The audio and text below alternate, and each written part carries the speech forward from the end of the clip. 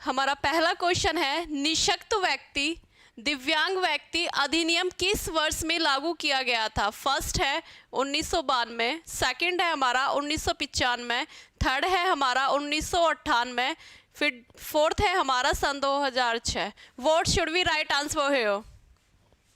निशक्त व्यक्ति दिव्यांग अधिनियम किस वर्ष लागू किया गया था? What should we write answer here?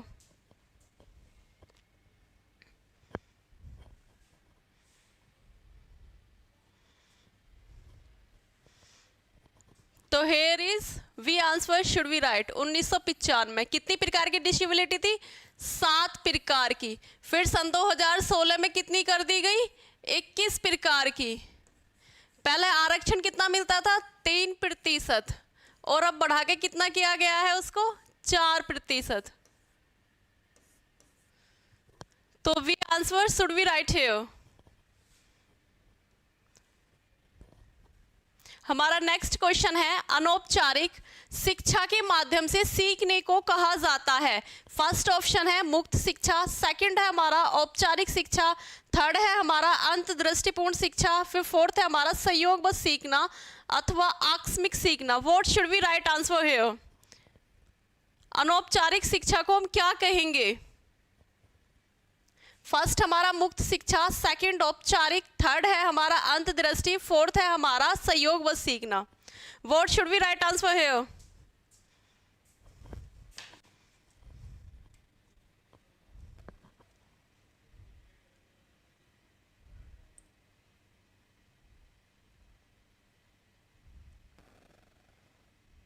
तो शिक्षा के अभिकरण कितने हैं? हमारे शिक्षा के 3 अभिकरण हैं।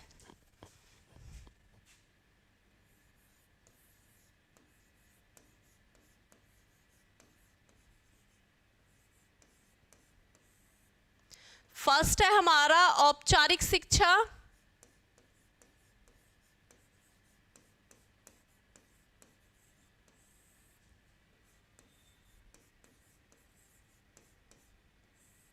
सेकंड है हमारा अनौपचारिक शिक्षा,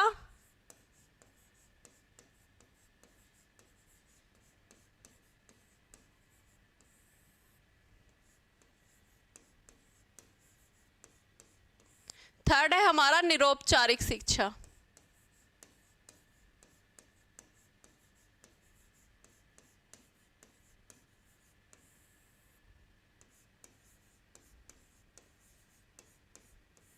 औपचारिक शिक्षा में क्या होता है? सब कुछ टाइम फिक्स्ड होता है।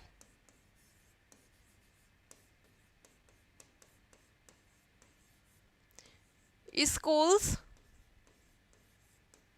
कॉलेज या फिर कोई इंस्टीट्यूट्स वगैरह, इसमें किसके बीच इंटरेक्शन होता है? टीचर और स्टूडेंट के बीच।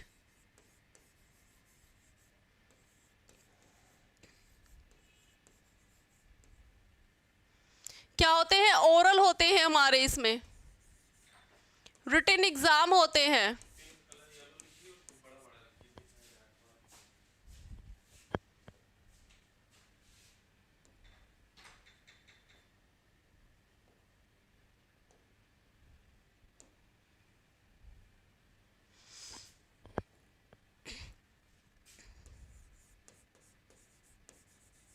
सेमेस्टर होते हैं।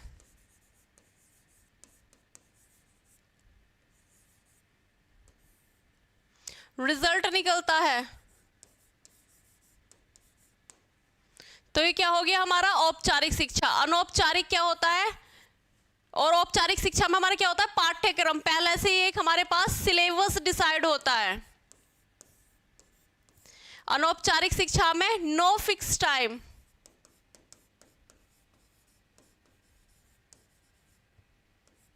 उसको हम फैमिली के साथ भी इंटरेक्ट करके सीख सकते हैं, फ्रेंड के साथ या फिर सोसाइटी के साथ। इसमें हमारा पाठ्यक्रम डिसाइड नहीं होता।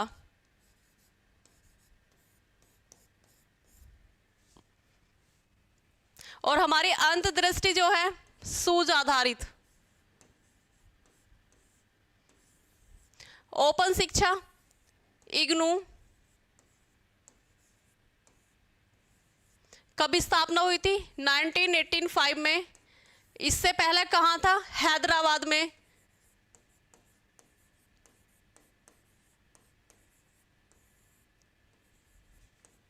1982।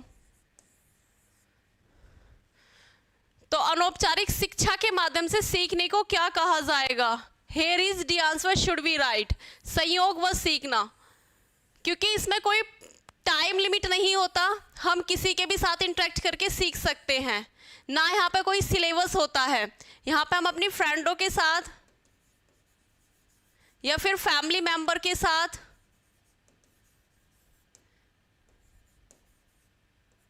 या फिर सोसाइटी के साथ इंटरेक्ट करके सीख सकते हैं। यहाँ पे कोई लिमिट नहीं होती। सहयोग व सीखना अथवा आकस्मिक सीखना। हमारा नेक्स्ट क्वेश्चन है, केयर एजुकेशन पर बल किसने दिया?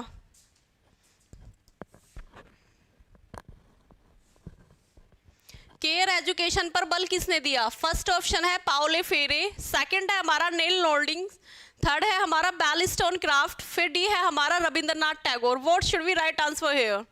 केयर एजुकेशन पर बल किसने दिया? पाउले फेरे ने क्या दिया है? Banking model.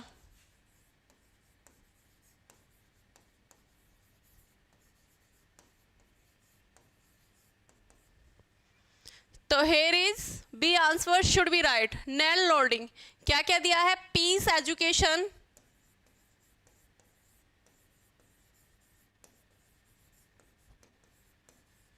मोरल एजुकेशन,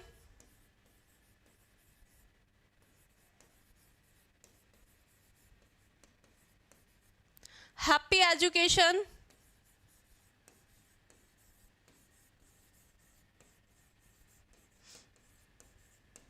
फिर केयर एजुकेशन।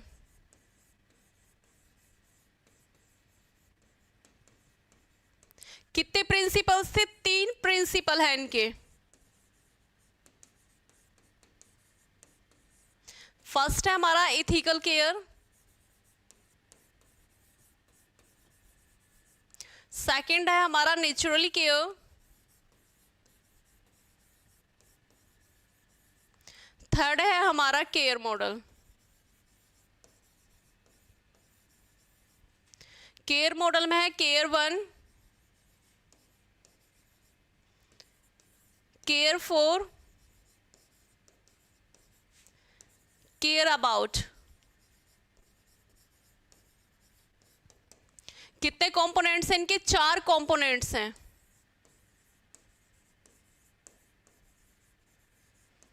घटक। फर्स्ट है मोल्डिंग, सेकंड है डायलॉग, थर्ड है प्रैक्टिस, 4 है कन्फॉर्मेशन।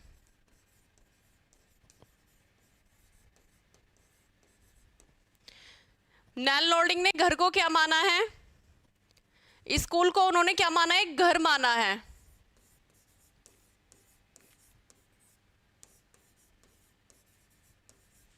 अगर फीमेल टीचर हो तो किसकी तरीके से रिएक्ट करेगी? एक माँ की तरह। अगर मेल टीचर हो तो किसकी तरह रिएक्ट करेंगे? एक पिता की तरह।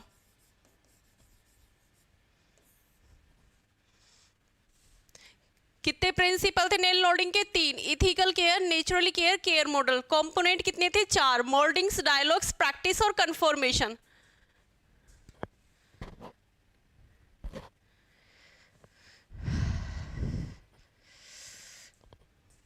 तो here is B answer should be right.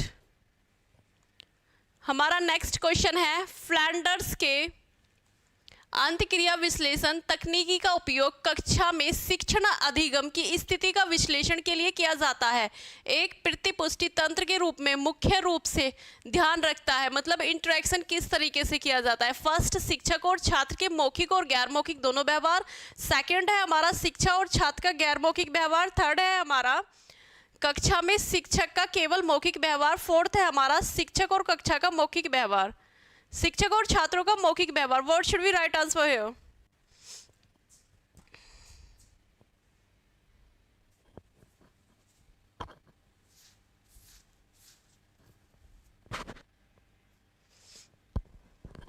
What should we write answer here?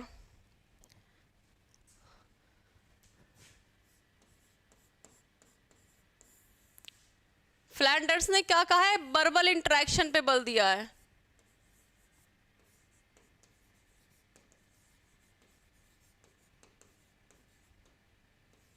कितने पार्ट में डिवाइड किया गया है? 3 में। टीचर टॉक,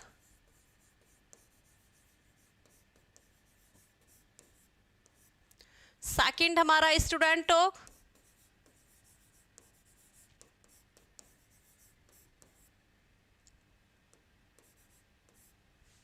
थर्ड हमारा साइलेंस।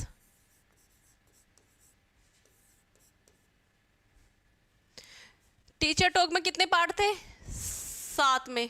Student 2, silence 1।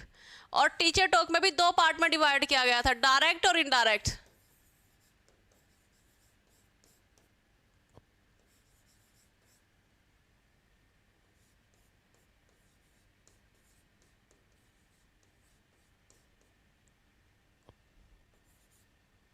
इनडायरेक्ट में कितने थे? 4 पार्ट, और डायरेक्ट में 3। तो फ्लैंडर्स की अंतःक्रिया विश्लेषण तकनीकी का उपयोग कक्षा में शिक्षण अधिगम की स्थिति का विश्लेषण के लिए किया जाता है। What should we write answer here? तो उन्होंने किस पे बल दिया है? शिक्षक और छात्र के मौखिक व्यवहार में। क्लासरूम के बीच में क्या हो रहा है? इंटरेक्शन टीचर और स्टूडेंट का।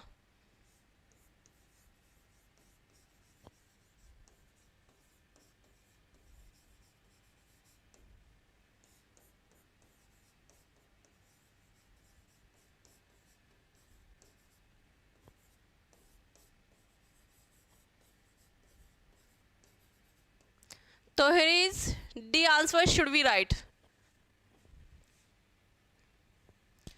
हमारा नेक्स्ट क्वेश्चन है, यदि किसी अध्यापक के शिक्षण के मूल्यांकन अधिगमकर्ता के द्वारा किया जाना हो तो उस कक्षा के लिए निम्नलिखित में से किस विशिष्ट अधिगमकर्ता समूह का चयन किया जाना चाहिए? फर्स्ट है वे विद्यार्थी जो बीच में ही पढ़ाई छोड़ चुके हैं। सेकंड है हमारा वे विद्यार्थी जो अच्छे अंक प्राप्त करते हैं तथा नियमित तौर पर कक्षा में उपस्थित रहते हैं। फिर सी है हमारा वे विद्यार्थी जो अच्छे अंक करते हैं किंतु कक्षा में नियमित तौर पर उपस्थित नहीं रहते हैं। या फिर फोर्थ है हमारा वे विद्यार्थी जो अध्यापक के व्यक्तित्व का मूल्यांकन करते हैं। What should we write answer here? What should we write answer here? ये कैसा है हमारा? वे विद्यार्थी जो बीच में ही पढ़ाई छोड़ चुके हैं। तो ये क्या हमारा? नेगेटिव वर्ड है हमारा।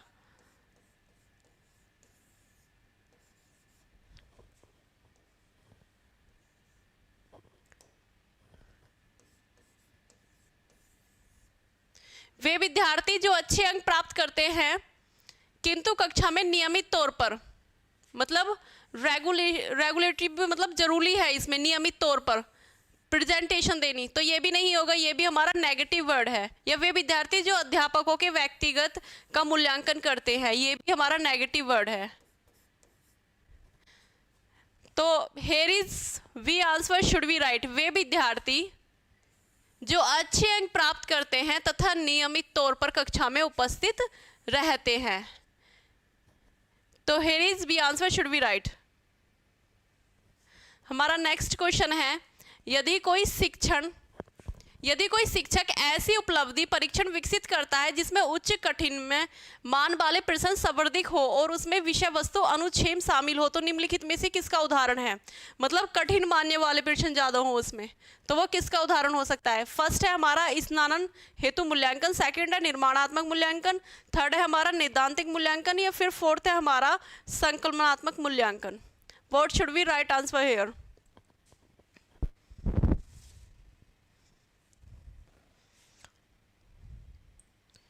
What should we write answer here?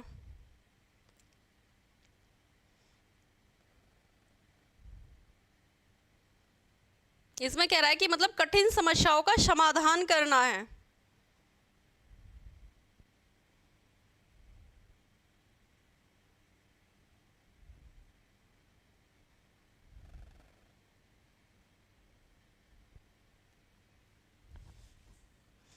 For example हमारे डॉक्टर है,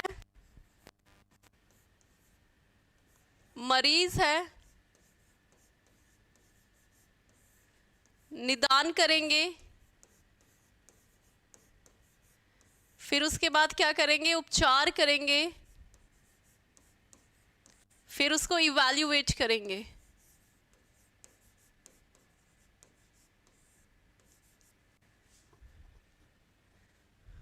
तो what should we write answer here? निर्माणात्मक होगा नहीं, क्योंकि ये क्या है, हमारे क्लासरूम में बीच बीच में क्वेश्चंस पुट अप कर रहे हैं, तो क्या दे रहे हैं इसमें, फीडबैक दे रहे हैं। किसके बीच? क्लासरूम के बीच।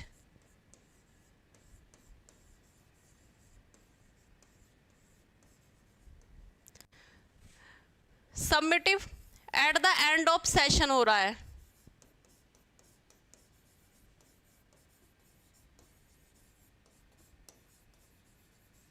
रिजल्ट दिया जा रहा है इसमें।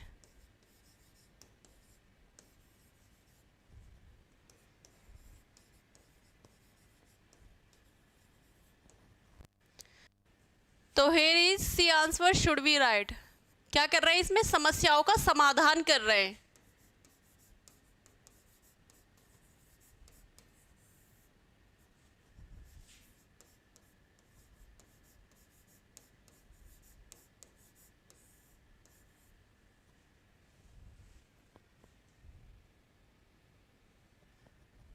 आगे हमारे मतलब लिस्ट 1 को सेकंड से मैच करना है। फर्स्ट है हमारा कर्मयोग, सेकंड है हमारा वीमेन एंड इविल, थर्ड है हमारा एथिकल रीजनिंग, फिर फोर्थ है हमारा synthesis of yoga. What should we write answer here?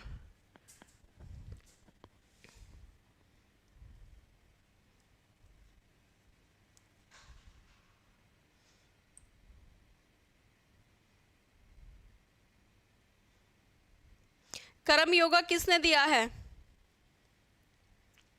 Swami Vivekananda. कर्म योग स्वामी विवेकानंद। तो हमारा फर्स्ट मैच हुआ है सी के साथ, तो बी में भी नहीं है और ए में भी नहीं है। अब बचा हमारे पास सी और D. Women and evil, Nel Noddings, B का 4 में, इसमें भी है और हमारा सी में भी है। एथिकल रीजनिंग,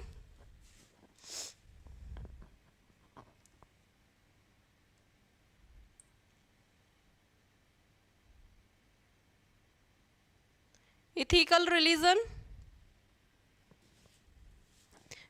महात्मा गांधी, सी में छुआ है ए के साथ। तो here is C answer should be write. Yoga की अरविंदो है। हमारा नेक्स्ट क्वेश्चन है, निम्नलिखित में से कौन सा सही है? फर्स्ट, मकतब वह स्थान है जहां विद्यार्थियों को पढ़ना और लिखना सिखाया जाता है, जबकि मदरसे में व्याख्या सिखाई जाती है। सेकंड ऑप्शन है, दोनों संकल्पनाएं समान है, वास्तव में कोई अंतर नहीं है। थर्ड है हमारा, मदरसे में साक्षरता दी जाती है, मकतब में उत्तर शिक्षा दी जाती है। फिर फोर्थ है हमारा, मकतब में शैक्षिक संस्थाएं हैं जो धार्मिक इस्लाम शिक्षा के लिए है, परंतु मदरसा वह संस्थाएं हैं जहां धार्मिक धर्म निरपेक्ष की शिक्षा दी जाती है। What should be right answer here? इनमें सही कौन सा है? What should be right answer here?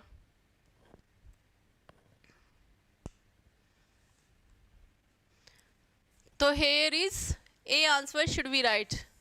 मकतब वह स्थान है जहां विद्यार्थियों को पढ़ना और लिखना सिखाया जाता है। टाइम पीरियड है 4 वर्ष 4 महीने और 4 दिन। किसके लिए है? स्कूली शिक्षा के लिए।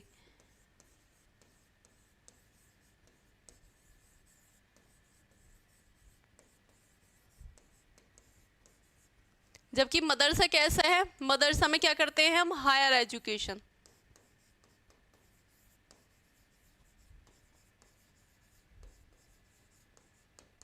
एक्सप्लेन करना सिखाया जाता है। तो here is A answer should be right. हमारा नेक्स्ट क्वेश्चन है, निम्नलिखित में से कौन सा सिद्धांत इस कथन का समर्थन करता है कि अध्यापक को विद्यार्थियों को विविध साधनों के प्रयोग द्वारा, जैसे ट्विटर, विकीज, ब्लॉग्स, मुक्त शैक्षिक संसाधन प्रमुख रूप से विक्षुद्र सूचना के बीच स्वयं अपने संपर्क ढूंढने के लिए प्रोत्साहित करना चाहिए। फर्स्ट है संज्ञानात्मक, सेकंड है हमारा संरचनात्मक, हमारा सी है संयोजनात्मक, फिर डी है हमारा मानवपरक। What should we write answer here?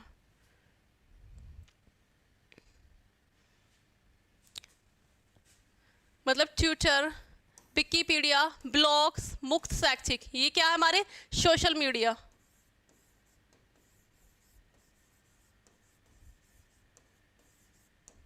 FB, WhatsApp, Twitter, तो ये क्या कर रहे हैं हमारा, मतलब पहला दूसरे के साथ इंटरेक्ट करेगा, दूसरा तीसरे के साथ करेगा, तीसरा चौथे के साथ करेगा, चौथा पांचवें के साथ करेगा। तो ये क्या बना रहे हैं, एक संबंधों का एक जाल है इसमें, जो सोशल मीडिया के द्वारा है।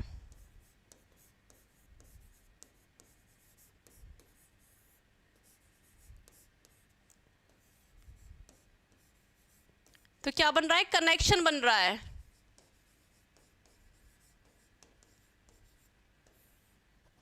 तो here is the answer should we write?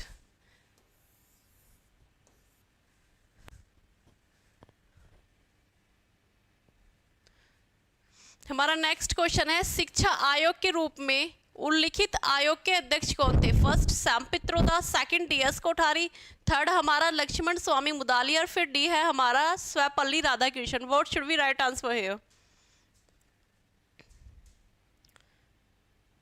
What should we write answer? Hello. What should we write answer here? Answer करो।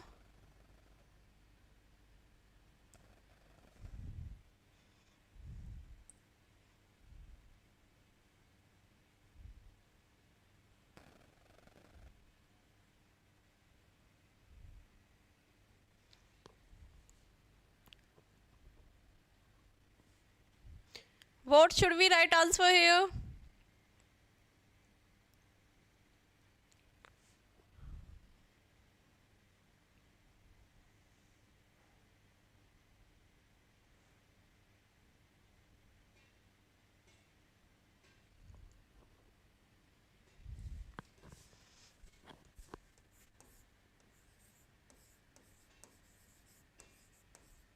सन 2005, 6, 7 और 8 और 9 में इन्होंने अपनी आखिरी रिपोर्ट सौंपी। DS कोठारी, कोठारी आयोग कब आया?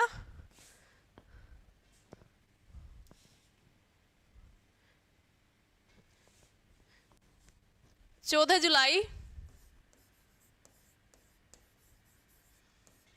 1964 टू 1966। किस चीज़ की बात कही गई थी इसमें? कॉमन स्कूल खोलने की।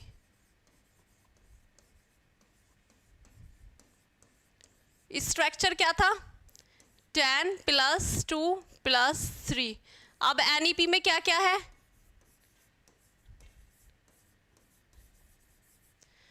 5 + 3 + 3 + 4। मुदालियार आयोग 23 सितंबर 1952-53। ये किसके लिए? सेकेंडरी एजुकेशन के लिए।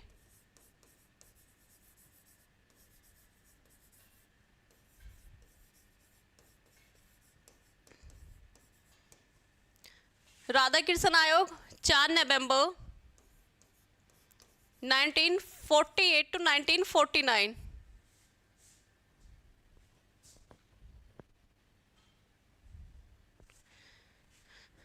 कृषि विद्यालय खोलने की बात कही गई।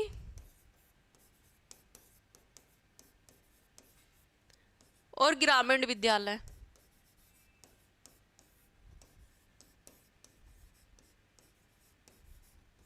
और इसी के अंदर किस चीज़ की बात की गई? UGC की, जो आया 28 दिसंबर 1953-1956। अब ये क्वेश्चन पूछा है शिक्षा आयोग के रूप में। What should we write answer here? Answer करो।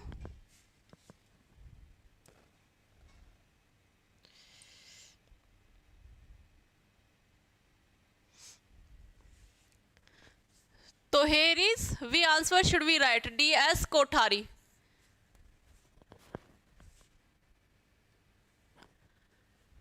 हमारा नेक्स्ट क्वेश्चन है, अध्यापक शिक्षा का पाठ्यचर्या में अधिगमकर्ताओं का स्वयं का तार्किक चिंतन और समस्या समाधान योग्यता का विकास करने के लिए पर्याप्त अवसर प्रदान किया जाना चाहिए। हमारा सेकंड तर्क है, आज अधिगमकर्ताओं का अन्वेषण, प्रश्न और जांच करने के लिए पर्याप्त स्वतंत्रता की आवश्यकता होती है। फर्स्ट है हमारा ए और बी दोनों सही हैं तथा ए आर की सही व्याख्या करता है। सेकंड है हमारा ए और आर दोनों सही हैं, आर ए की सही व्याख्या नहीं है। सी ऑप्शन है हमारा ए सही है किंतु आर गलत है। डी ऑप्शन है हमारा ए गलत है किंतु आर सही है। What should be right answer here?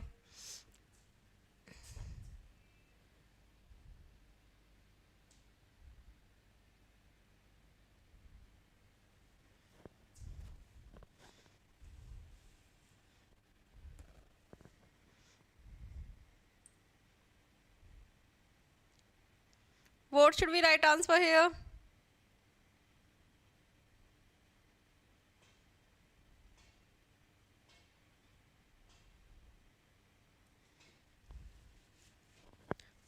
तो here is A answer should be right। A और R दोनों सही हैं किंतु R जो है वो किसकी व्याख्या करता है? सही A की। R A की सही व्याख्या है। हमारा नेक्स्ट क्वेश्चन है, निम्नलिखित में से किसने फॉर्मेटिव और सबमेटिव मूल्यांकन के लिए पूछ रहा है रचनात्मक और संकलनात्मक मूल्यांकन टर्म्स का प्रतिपादन किया है? फर्स्ट है हमारे माइकल सैडलर, सेकंड है हमारा माइकल श्रीवन, फिर थर्ड है हमारा नट और फिर फोर्थ है हमारा Elkin Hubbard. What should be right answer here?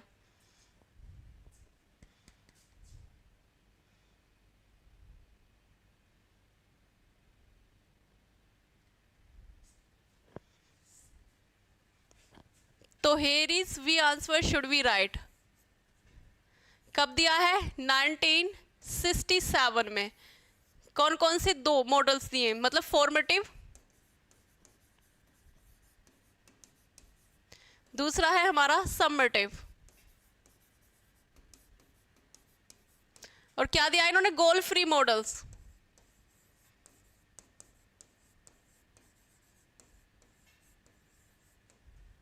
Formative feedback in classroom, summative at the end of the year.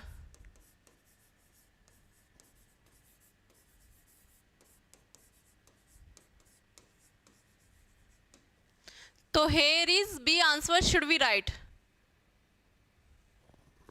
हमारा नेक्स्ट क्वेश्चन है, सेट फर्स्ट को सेकंड के साथ मैच करना है। केवल कारण, केवल कार्य, केवल और कार्य दोनों, नए कारण, नए कार्य। What should be right answer here? सही आंसर क्या है इसका?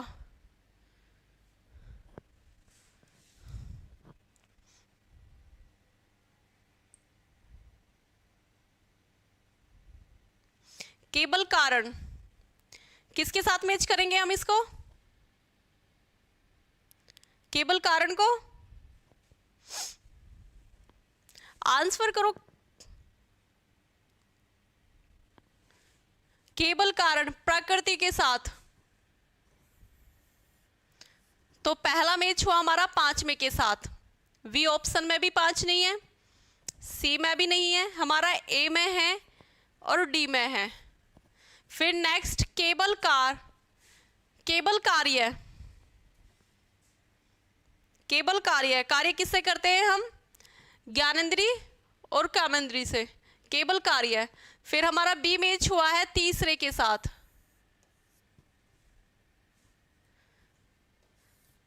तो here is D answer should be right. केवल और कार्य दोनों है, तन मंत्राय, न कारण न कार्य, पुरुष। तो here is D answer should be right. हमारा नेक्स्ट क्वेश्चन है, सेवारत शिक्षकों कि प्रशिक्षण आवश्यकताओं की पहचान करने के लिए निम्नलिखित में से कौन सी रणनीति सबसे उपयुक्त है? फर्स्ट है हमारा ताकत, कमजोरी, अवसर और चुनौती संबंधी विश्लेषण का उपयोग करना।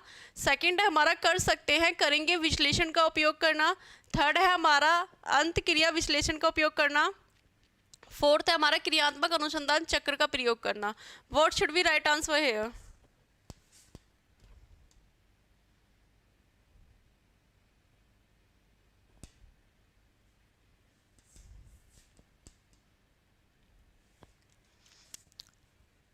तो here is we answer should be right, कर सकते हैं, करेंगे का विश्लेषण का प्रयोग करना।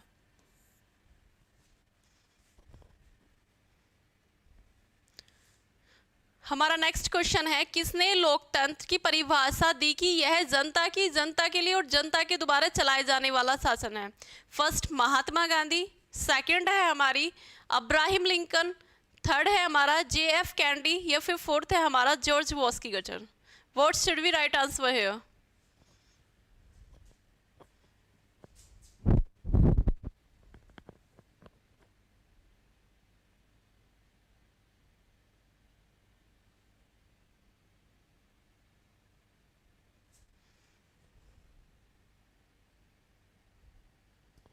What should be right answer here? जनता की, जनता के लिए अब्राहम लिंकन ने कहा है कि जनता का जो शासन है वो जनता के लिए होता है, जनता के द्वारा चलाया जाने वाला। महात्मा गांधी ने क्या दिया है? 23 अक्टूबर में बर्दा शिक्षा।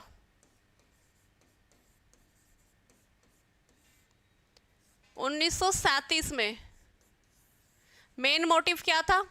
7 से लेके 14 साल तक के बच्चों को फ्री एजुकेशन।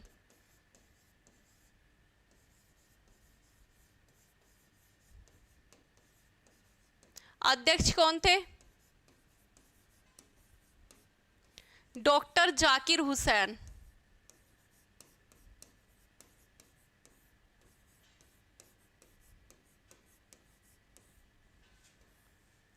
तो here is we answer should be right.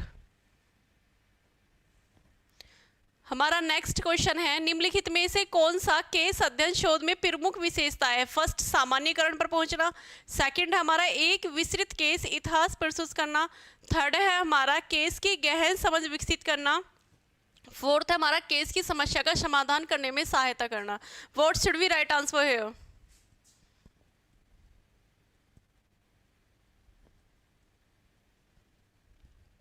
What should be right answer here? Case study. Here is the answer should be right. Deep study करना किसी पे।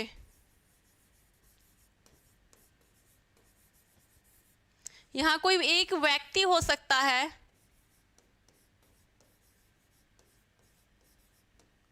कोई समूह हो सकता है, एक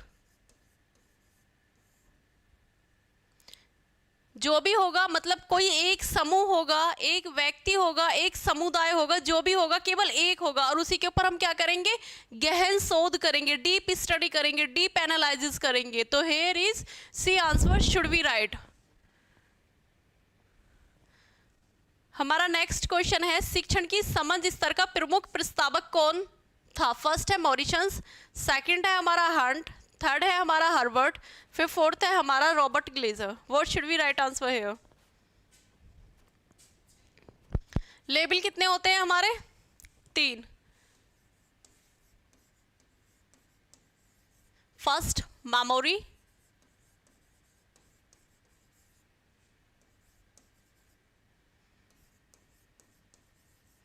सेकंड अंडरस्टैंडिंग,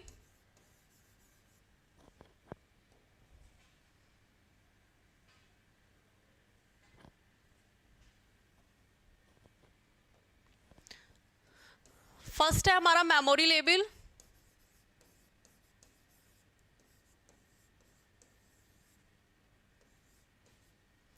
सेकंड है हमारा अंडरस्टैंडिंग,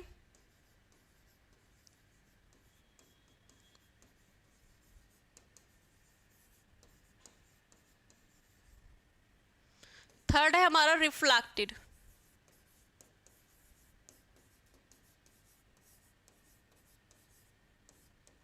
मेमोरी लेबल किसने दिया है? हर्बर्ट ने। अंडरस्टैंडिंग, मॉरिसन्स और बिगी।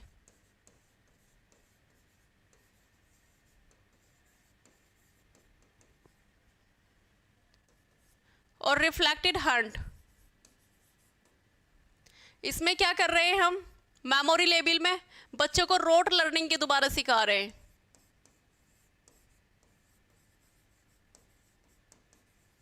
Recall learning.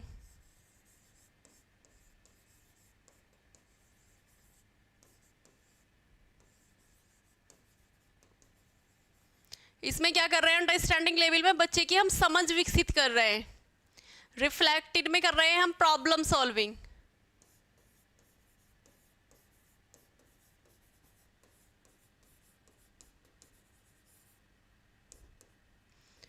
अब कितनी लेवल होती है? 3 होती है, मेमोरी, अंडरस्टैंडिंग, रिफ्लेक्टेड। मेमोरी में क्या होता है? बच्चों को एक रोट लर्निंग के द्वारा सिखाया जाता है, रिकॉल के द्वारा सिखाया जाता है। अंडरस्टैंडिंग में बच्चे की समझ विकसित की जाती है। रिफ्लेक्टेड लेवल में मतलब प्रॉब्लम का सल्यूशन किया जाता है। वहाँ पर क्वेश्चंस पूछ रहा है शिक्षण में समझ स्तर, मतलब अंडरस्टैंडिंग लेवल।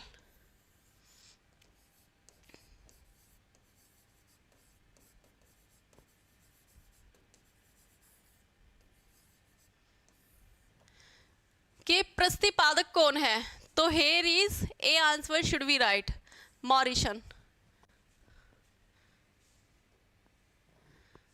हमारा सेकंड क्वेश्चन है समावेशी शिक्षा। फर्स्ट है हमारा कठोर प्रवेश प्रक्रिया को प्रोत्साहित करती है।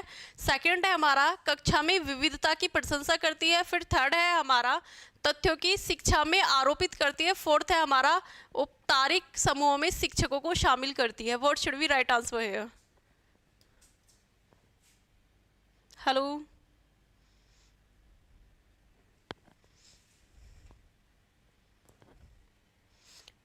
समावेशी शिक्षा क्या करती है?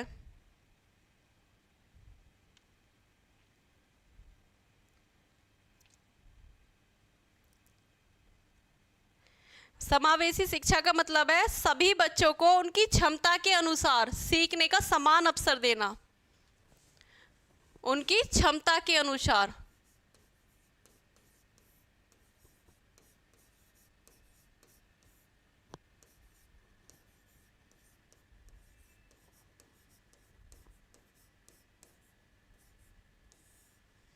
सीखने का समान अवसर देना।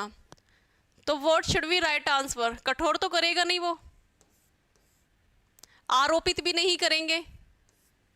तो here is we answer should be right, कक्षा की विविध प्रशंसा, क्योंकि समान सीखने के अवसर दे रही है समावेशी में। जैसे उनकी कैपेसिटी है, जैसे उनकी क्षमता है, क्षमता के अकॉर्डिंग। हमारा नेक्स्ट क्वेश्चन है निम्नलिखित में से कौन सी कारक भारत की प्रारंभिक शिक्षा का सार्वभौमिकरण के लिए लक्ष्य प्राप्त करने के लिए बाधा उत्पन्न करते हैं? यानी ये नेगेटिव वर्ड पूछ रहा है। कौन कौन से बाधा उत्पन्न करते हैं? फर्स्ट है हमारा अधिगम का न्यूनतम स्तर निश्चित करने के लिए सामग्री। सेकंड है हमारा माता पिता की गरीबी। थर्ड है हमारा संबंधित प्रावधानों को लागू करने में ढिलाई। फोर्थ है हमारा चार दीवारियों और स्वच्छ पेयजल की उपलब्धता। फिफ्थ है हमारा माता पिता और शिक्षकों की मानसिकता। और सिक्स है हमारा शिक्षकों की कमी। What should be right answer here? मतलब जो प्राइमरी एजुकेशन है उसका सार्वभौमिकरण करने में क्या कर रहा है? वो बाधा उत्पन्न कर रहा है। इसमें से कौन सा ऑप्शन हमारा सही है?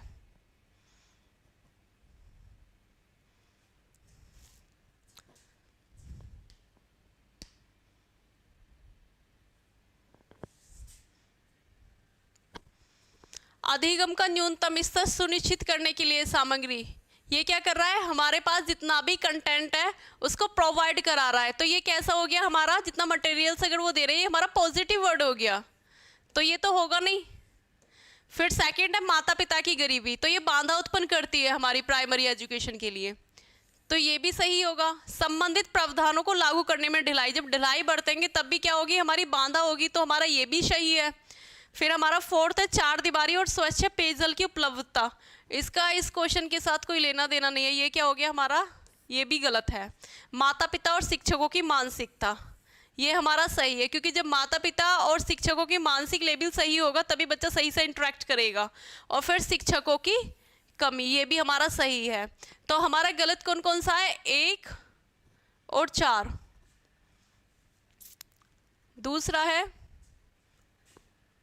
सेकंड, थर्ड, फिफ्थ और 6। So what should we write answer?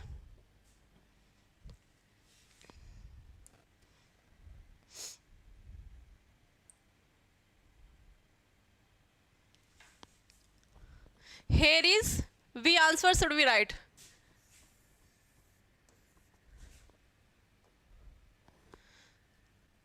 हमारा नेक्स्ट क्वेश्चन है, प्रारंभिक शिक्षा का सार्वभौमिकरण एक ऐसा हस्तक्षेप है जिसमें सुरक्षा प्रावधानित होती है।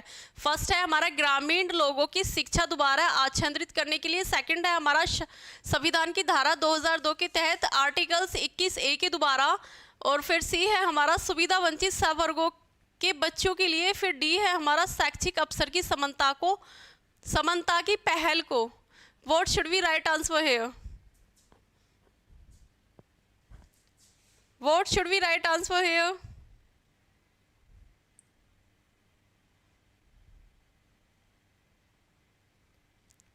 भारतीय संविधान के कौन से संवैधानिक संशोधन में कहा था? 86वां।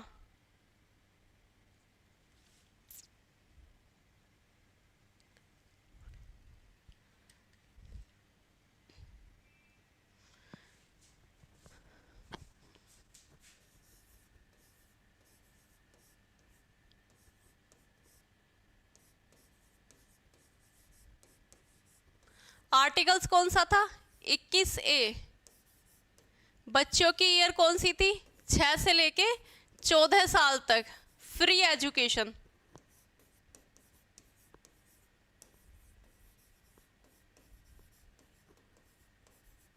कौन से वाले ईयर में? 2002 में। तो here is B answer should be right. मतलब धारा आर्टिकल्स कौन सा था? 21A के द्वारा। संविधान की धारा 2002 के तहत अनुच्छेद 21A के द्वारा ये लागू किया गया था। Here is B answer should be right. हमारा नेक्स्ट क्वेश्चन है, फ्राइड के अनुसार मूल प्रवृत्तियां हैं 1, 2, 3 या फिर 4। What should be right answer here?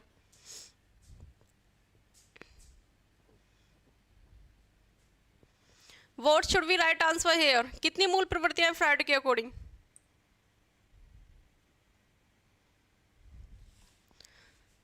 तो फ्राइड के अकॉर्डिंग है हमारी 2 मूल प्रवृत्तियां। कौन कौन सी? लाइफ और डेथ।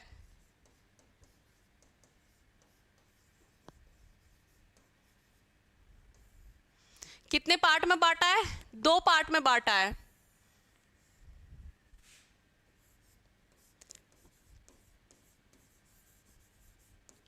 Thought, action. थॉट में कॉन्शियस, सबकॉन्शियस, अनकॉन्शियस। एक्शन में ईड, ईगो, सुपर ईगो। हमारा कॉन्शियस माइंड कैसे काम करता है? तुरंत से विचार आते हैं।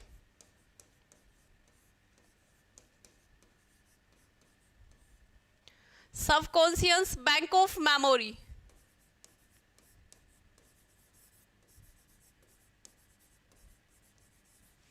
Unconscious long term memory.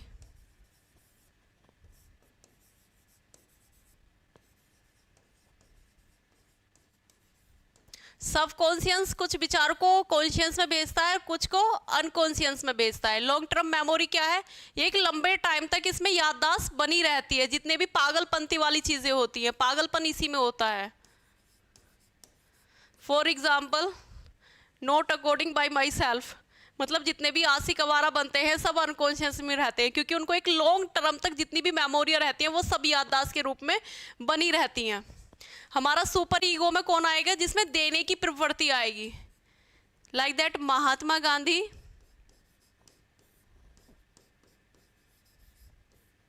Aurobindo, Vivekananda और फर्स्ट है हमारा दानवीर करण। इनमें क्या है? देने की प्रवृत्ति आ रही है।